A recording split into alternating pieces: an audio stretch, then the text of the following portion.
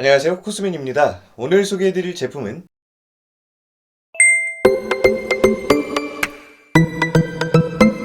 오늘 소개해드릴 제품은 딥티크의 도손 오드 퍼퓸입니다. 자, 그럼 오늘도 제품에 대해서 알아보기 전에 간략하게 브랜드에 대해서 소개해드리도록 하겠습니다. 1926년 파리에서 태어난 이브쿠에랑은 젊은 시절 무대에 관련된 일을 하였는데 공연기획부터 세트 디자인, PR, 극장 투어 가이드, 심지어 연기까지 하였습니다.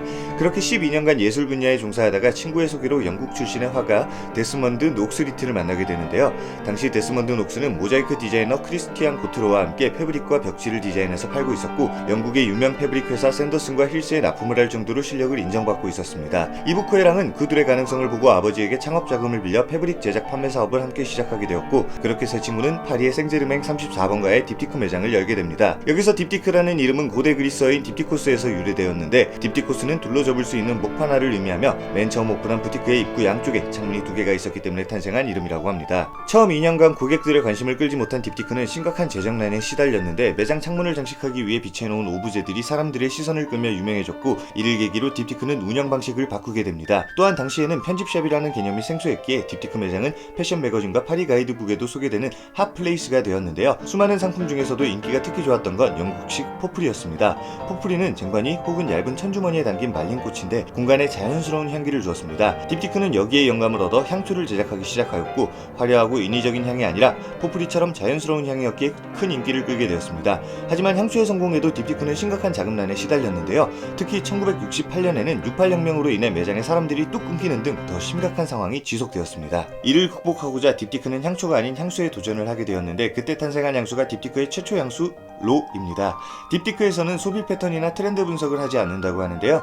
조향사들을 경쟁시키지도 않고 마음껏 창의성을 발휘할 수 있는 환경을 조성하는데 공을 들인다고 합니다. 그렇게 만들어진 특별한 향수가 마침내 세상에 나오게 되면 딥티크에서는 그 향수를 평생 생산한다고 하는데 설사 대중적인 인기가 부족해 손해가 난다고 해도 계속해서 생산을 한다고 합니다. 딥티크에서는 돈이나 야망 같은 상업적인 것들을 중요하게 생각하지 않고 꿈과 상상력 그리고 정말로 아름답고 좋은 제품을 만들겠다는 진정성을 딥티크의 핵심 가치라고 말하는데요. 이러한 진정성으로 지금까지도 많은 사람들에게 사랑받는 브랜드입니다. 바로 이 제품이 딥티크 도손 오드 퍼퓸 리미티드 에디션인데요. 오드 퍼퓸이기 때문에 지속시간은 6시간 정도 생각하시면 되고요. 그럼 지금부터 패키징을 한번 살펴보도록 하겠습니다. 이렇게 가운데 딥티크의 로고가 있고 여기 문을 옆으로 열어주게 되면 향수의 박스가 나옵니다. 패키징부터가 심플하지만 고급스러운 느낌이 드는데요. 보틀도 리미티드 에디션이기 때문에 굉장히 은은하면서도 고급스러운 느낌의 블루 색상으로 이루어져 있습니다. 지금 보시는 제품의 사이즈는 75mm 사이즈입니다. 자, 그럼 노트를 한번 살펴보도록 하겠습니다. 탑 노트에는 로즈, 아이리스, 아프리카 오렌지꽃, 미들 노트에는 튜베로즈, 핑크페퍼, 베이스 노트에는 벤조인, 머스크로 구성이 되어 있습니다. 자, 그럼 시향을 한번 해보도록 하겠습니다.